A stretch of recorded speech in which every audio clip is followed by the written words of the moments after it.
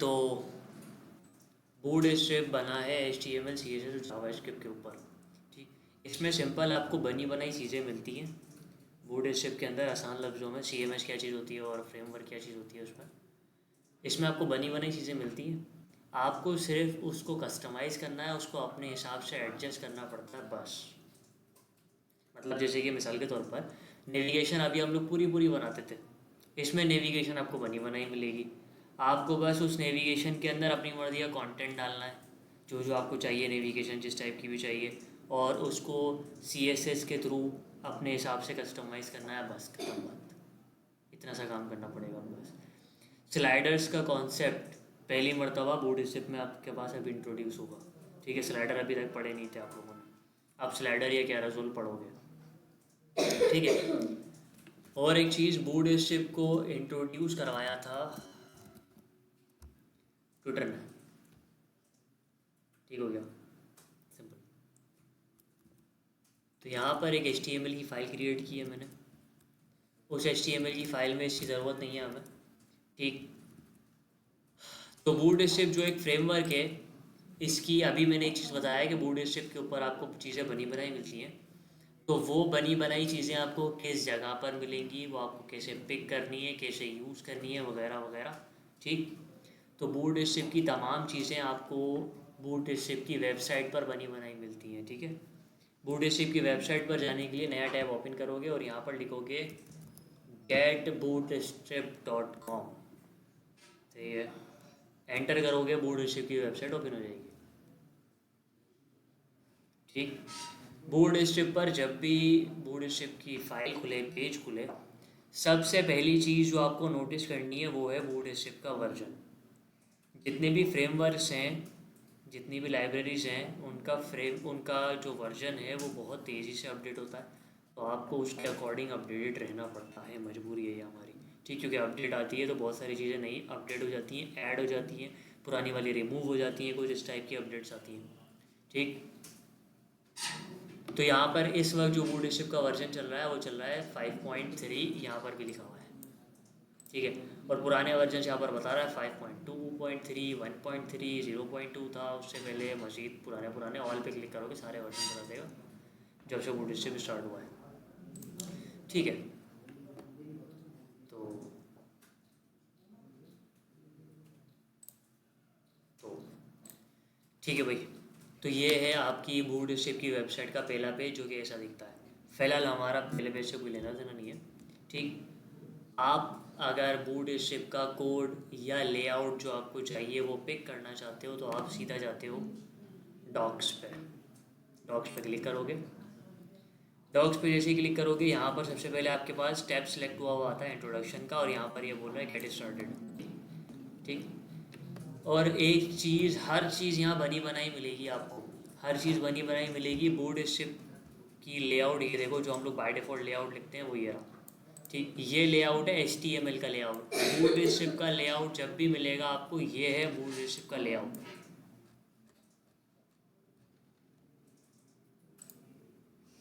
ये है boot strap का लेआउट। बूट स्ट्रैप के लेआउट में और HTML के लेआउट के अंदर सिर्फ दो चीज़ों का, दो फाइल्स का डिफरेंस है। वो दो फाइल्स हैं, ओहो ये खुद ब खुद क्यों चल रहा है भाई आज।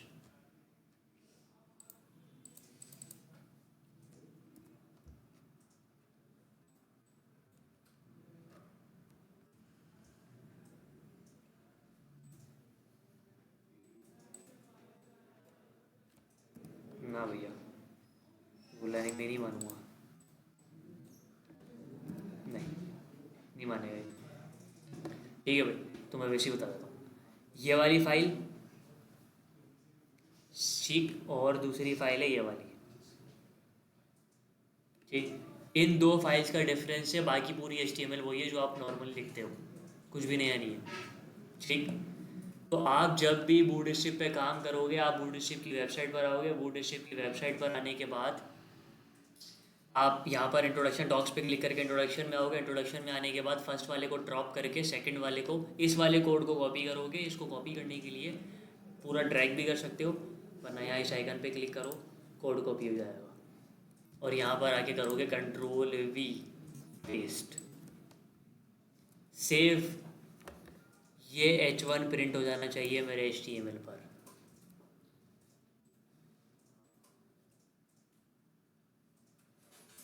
सिंपल, कोई मेहनत नहीं की हमने। अच्छा, एक और छोटी सी चीज़ कि ये जो दो लिंक्स हैं ये दोनों CDNs हैं, और ये दोनों CDNs हैं बूटस्ट्रैप की। ठीक, यहाँ पर एक चीज़ जो मैंने आप लोगों को बताई कि बूटस्ट्रैप, यहाँ पर एक देखो, मैं एक चीज़ दिखाता हूँ।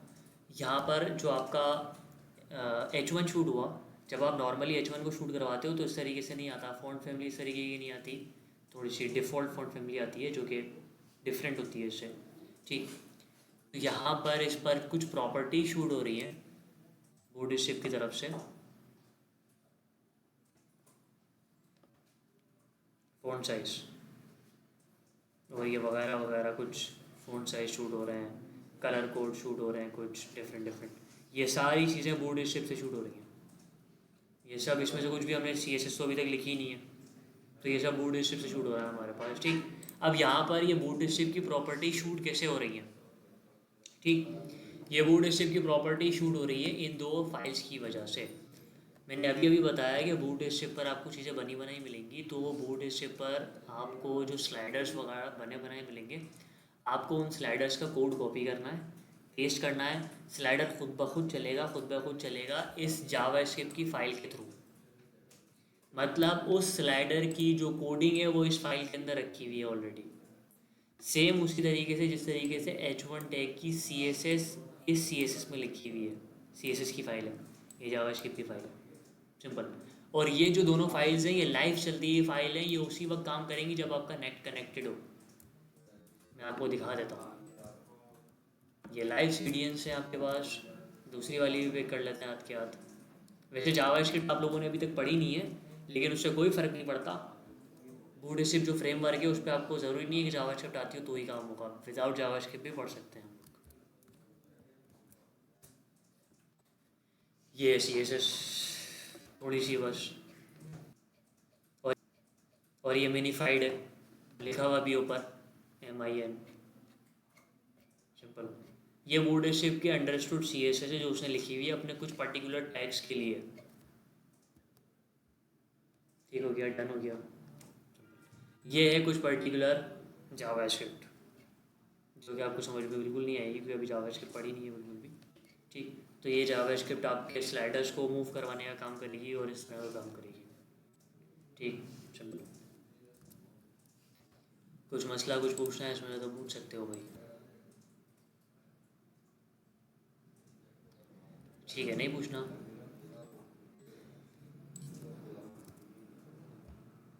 बूटस्ट्रैप पर जितना भी काम होता है वो सारा काम होता है ग्रिड बेस्ड।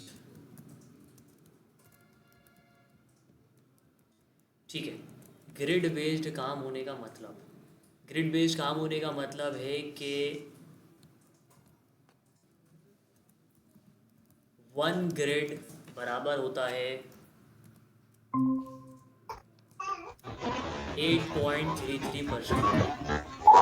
ठीक हो गया, 8.33% परसेंटेज वाला आप लोग पढ़ चुके हो कॉन्सेप्ट, और उसके फ़ायदे भी बताएं आपको वगैरह वगैरह। ठीक, अब यहाँ पर एक छोटी सी चीज़ है कि जब भी हम लोग परसेंटेज निकालते हैं तो उसके लिए हमारे पास रिक्वायर्ड है टोटल और ऑक्टेट। ठीक है ना? तो हम लोग जो HTML के अंदर काम करते थे वो आपके पास HTML डिफरेंट डिफरेंट PSGs के डिफरेंट डिफरेंट साइजेस होते थे। मैक्स विड्थ की बात कर रहा हूँ। ठीक, किसी के 800, किसी का 1000, किसी का कुछ और। ठीक, बूटस्ट्रैप के जो रैपर है उसका अंडरस्टूड एक विड्थ है, मैक्स विड्थ, जो है 1140। ठीक हो गया, सिंपल। मैं अभी शूट करवा के दिखाता हूँ। तो जितने भी आप ग्रिड्स क्रिएट करोगे तो वो तमाम ग्रिड्स परसेंटेज में जो काम करेंगे वो परसेंटेज होगी आपके रैपर की, जो कि अंडरस्टूड है 1140। ठीक, तो ठीक उसी तरीके से 2 ग्रिड बराबर हो जाएगा 16.66 के, मल्टीप्लाई बाय 2 कर दिया बस, और कुछ भी नहीं है, परसेंट के।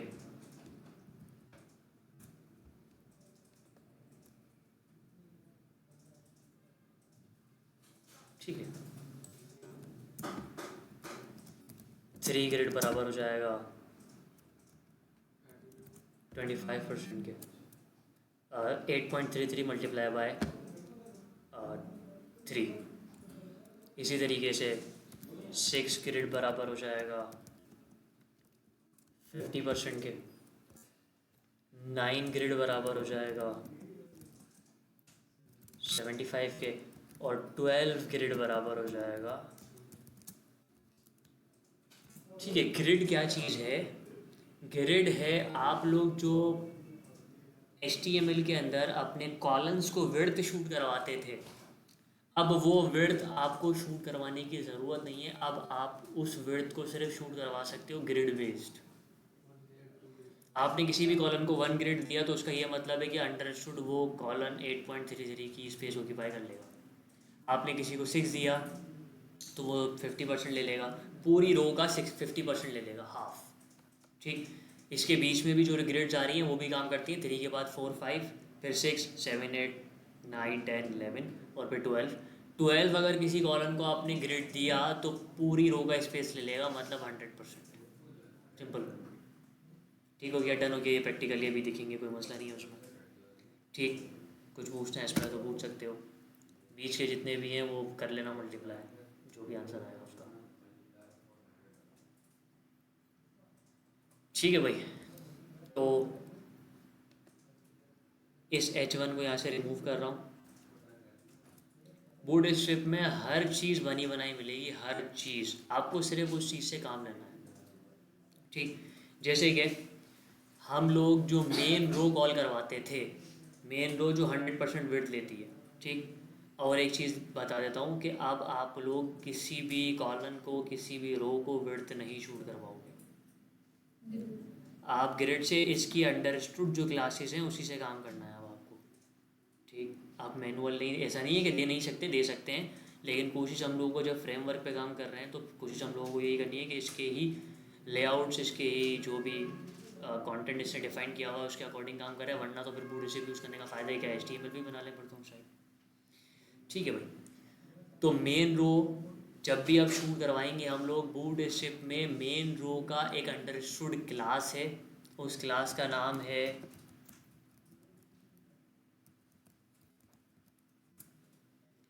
Container fluid. ठीक है भाई,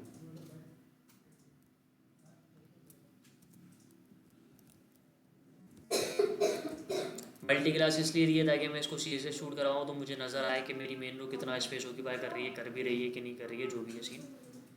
तो जितने भी एक्सटर्नल लिंक्स हैं उसके बाद रो 1 बैकग्राउंड सेव। तो यहाँ पर H1 हट के रो 1 आ जानी चाहिए, जिसका कलर हो जाएगा ग्रीन।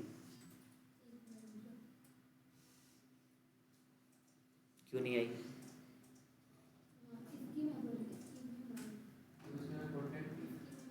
Very good. परसेंटेज में जब भी हम लोग काम करते हैं एक चीज़ हमेशा मैंने बताई है, हाइट ऑटो। और हाइट तब तक नहीं आएगी जब तक कंटेंट नहीं होगा, तो फिलहाल हम लोगों को इसको स्टेटी हाइट देनी पड़ेगी ताकि आ जाए, हमारी नज़र आ जाए हमारी रो।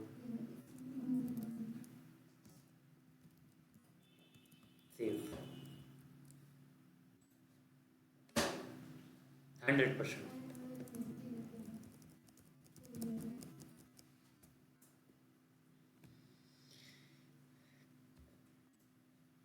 इंस्पेक्ट,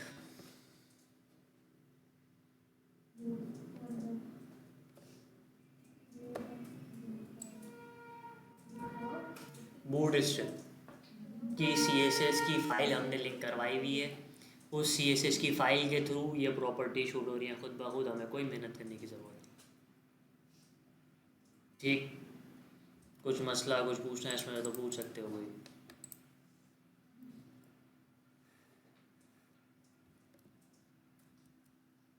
नहीं पूछना, आगे बढ़े। ठीक है, मेन रो के बाद, मेन रो के अंदर हम लोग कॉल करवाते थे रैपर। ठीक, बूट स्ट्रिप के अंदर रैपर का जो अंडरस्टूड नेम है, जो अंडरस्टूड क्लास है वो, सर बैठ जाए।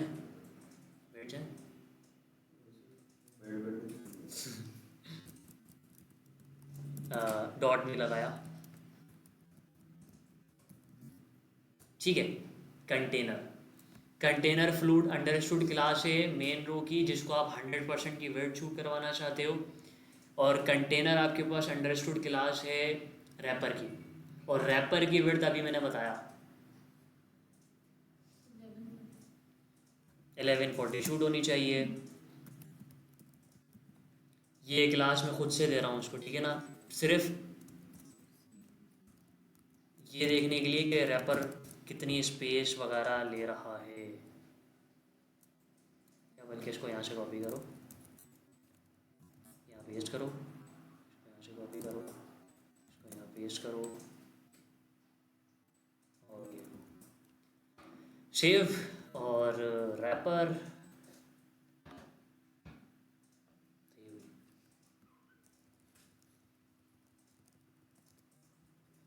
मैक्स विड्थ चेक कर लेते हैं।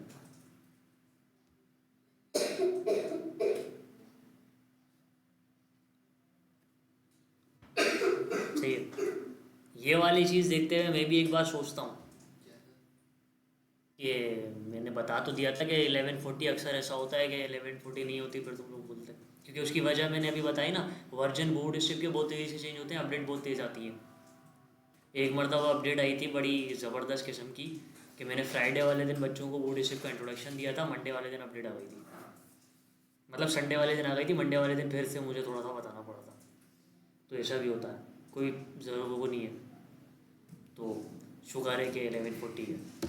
सही है भाई, कुछ मसला कुछ पूछना है इसमें तो पूछ सकते हो।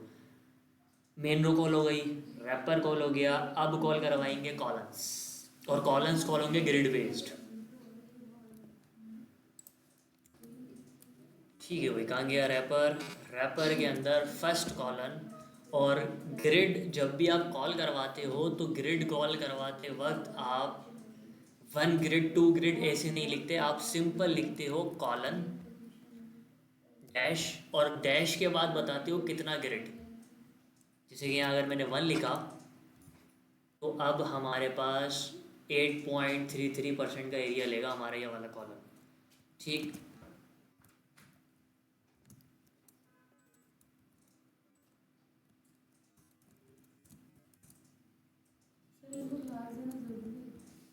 नहीं, मैं तो सिर्फ बैकग्राउंड कलर नज़र तो आया हमें स्क्रीन पे, जो भी चीज़ हम कॉल करवा रहे हैं, ताकि समझ में तो आया आप लोगों को, इसलिए दे रहा हूँ मैं तो।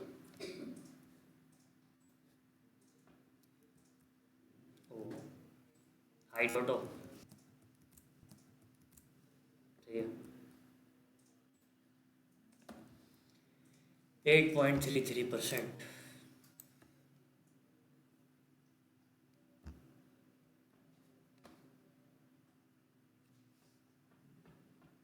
बोर्ड स्ट्रिप किए ये सब चीज़ें, हम कुछ मेहनत नहीं कर रहे इस पर,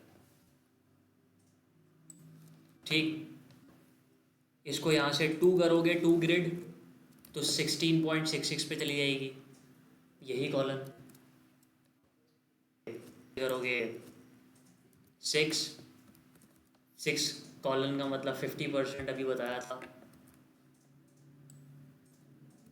तो हाफ रो कवर कर लेगा आपका ये कॉलम।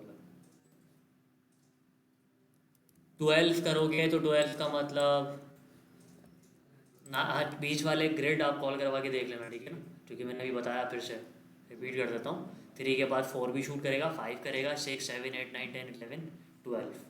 12 से ज़्यादा नहीं, क्योंकि 100% से ऊपर जा ही नहीं सकते हम लोग। 12, तो ये कॉलम पूरा रो की स्पेस ऑक्यूपाई कर लेगा। लेफ्ट और राइट पर जो आपके पास ब्लू एरिया शो हो रहा है वो पैडिंग है, हाँ वो पैडिंग है, एक्स्ट्रा पैडिंग है, वो पैडिंग शूट हो रही है रैपर पर, मतलब आपके कंटेनर पर। ये भी दिखा देता हूँ, ये भी आप इसको डिसेबल कर सकते हो, लेकिन डिसेबल करना अभी नहीं, बाद में सिखा दूंगा। कहाँ है भाई, padding right padding left, simple, ठीक। कुछ मसला कुछ पूछना है तो पूछ सकते हो। एक कॉलन 12 ग्रिड का भी बन सकता है और एक ग्रिड के 12 कॉलम्स भी बन सकते हैं एक रो के अंदर। एक ही बात है। समझ आई? नहीं समझ आई? एक कॉलम बनाया मैंने, उसको मैं 1 से लेकर 12 ग्रिड तक दे सकता हूँ, ठीक। और मैं एक एक ग्रिड के 12 कॉलम्स भी बना सकता हूँ, एक ही बात है। तो वो ही वाली बात समझा रहा हूँ मैं, ठीक है। इसको 1 किया,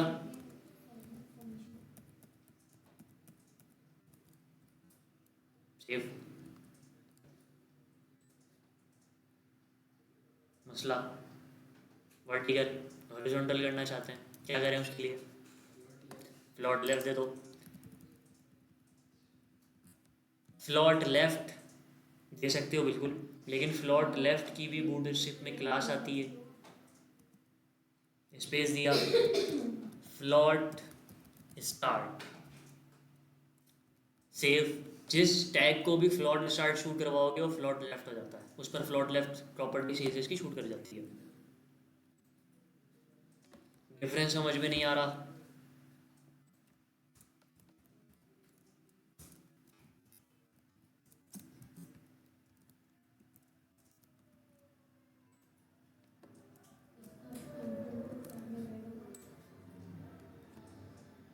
ठीक है भाई, कुछ मसला कुछ पूछना है इसमें तो पूछ सकते हो। CSS से भी दे सकते हो, लेकिन इसकी अंडरस्टूड क्लास है तो मैंने वो बता दी। वैसे आप CSS से भी शूट करवा सकते हो तो भी हो जाएगा काम, कोई टेंशन नहीं। जैसे CSS में HTML में लिखते थे, फ्लॉट लेफ्ट वैसे। हाँ, जैसे HTML में लिखते थे। कोई मेहनत नहीं, बनी बनाई चीज़ें शूट करवाते जाओ, काम होता जाएगा। याद नहीं, प्रैक्टिस करनी पड़ेगी। नहीं, बिल्कुल नहीं। सही है भाई। इसी तरीके से फ्लॉट राइट करने के लिए भी क्लास आती है।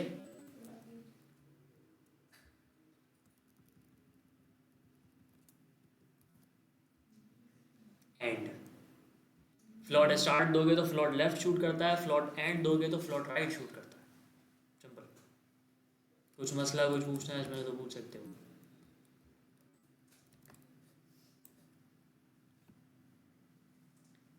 ठीक है, नहीं पूछना, पक्की बात है।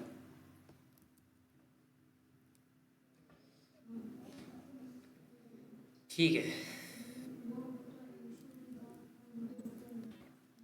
एट्रीब्यूट्स, ये एट्रीब्यूट्स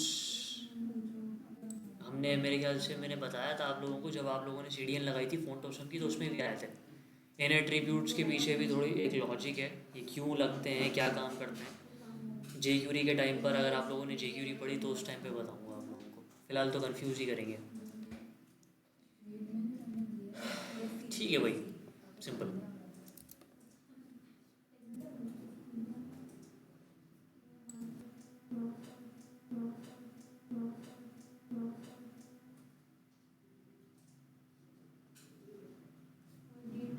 एक चीज़ यहाँ पर बतानी है आप लोगों को, बॉक्स को अगर यहाँ पर मैं मार्जिन शूट करवाऊँ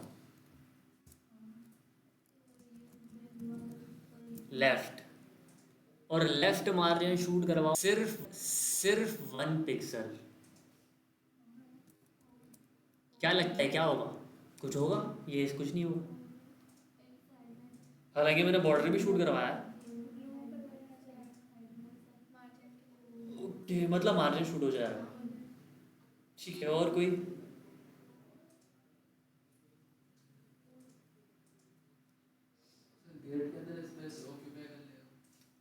हाँ, जाहिर सी बात है, स्पेस तो लेगा मार्जिन जब शूट होगा तो। क्या होगा इसकी वजह से? कोई आउटपुट आएगा इसकी वजह से? कोई डिफरेंस, चेंज, नया कुछ सीखने को मिलेगा?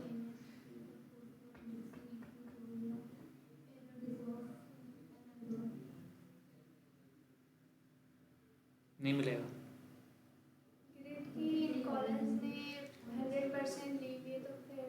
फिर हाँ,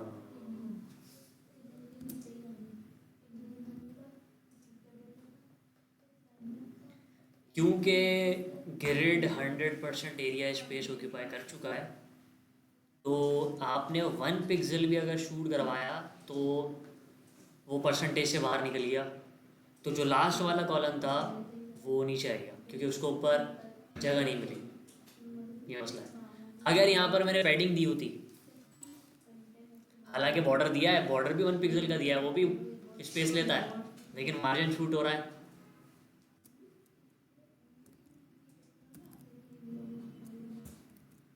सेव किया,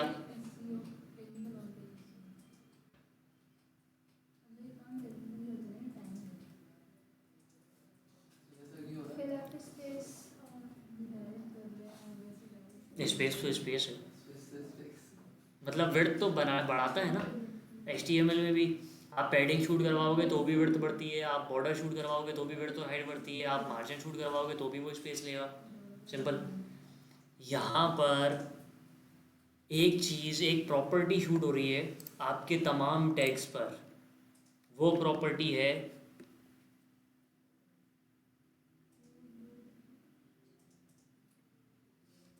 ऊपर तो नहीं चली गई, ये रही। मैंने बताया था आप लोगों को काफ़ी टाइम पहले कि बॉक्स साइजिंग बॉर्डर बॉक्स के नाम की एक प्रॉपर्टी आती है, उसको मैं पढ़ाऊंगा बूट स्ट्रिप जब पढ़ोगे तो। इस प्रॉपर्टी का एक काम होता है कि जब आप इस प्रॉपर्टी को शूट करवाते हो तो पैडिंग एक टैग होता है, ये आपका एरिया, उसके बाद लाया करती है पैडिंग, उसके बाद लाया करता है आपका बॉर्डर, उसके बाद मार्जिन। ठीक। इस प्रॉपर्टी को शूट करवाने के बाद आपका बॉर्डर और आपकी पैडिंग टैग के बाहर नहीं, टैग के अंदर आ जाते हैं, अंदर लाया करते हैं। मतलब जितनी पैडिंग आप बढ़ाते जाओगे तो वो अंदर की तरफ बढ़ती जाएगी, वो बाहर की तरफ नहीं बढ़ेगी। जितना भी बॉर्डर दोगे वो अंदर की तरफ बढ़ेगा, बाहर की तरफ नहीं जाएगा। लेकिन मार्जिन हमेशा आउटसेट ही होता है, वो हर हाल में बाहर ही लाया करेगा। ये होता है बॉक्स साइजिंग बॉर्डर बॉक्स का फ़ायदा। कुछ मसला कुछ पूछना है इसमें तो पूछ सकते हो भाई। इसीलिए बॉर्डर शूट करवाने पे हमारा लेआउट ख़राब नहीं हो रहा, पैडिंग पे नहीं हो रहा, लेकिन मार्जिन पे हो रहा है। पैडिंग शूट हो रही है, 1 पिक्सल इसलिए दिख नहीं रही। ठीक, डन। कुछ मसला कुछ पूछना है इसमें तो पूछ सकते हो।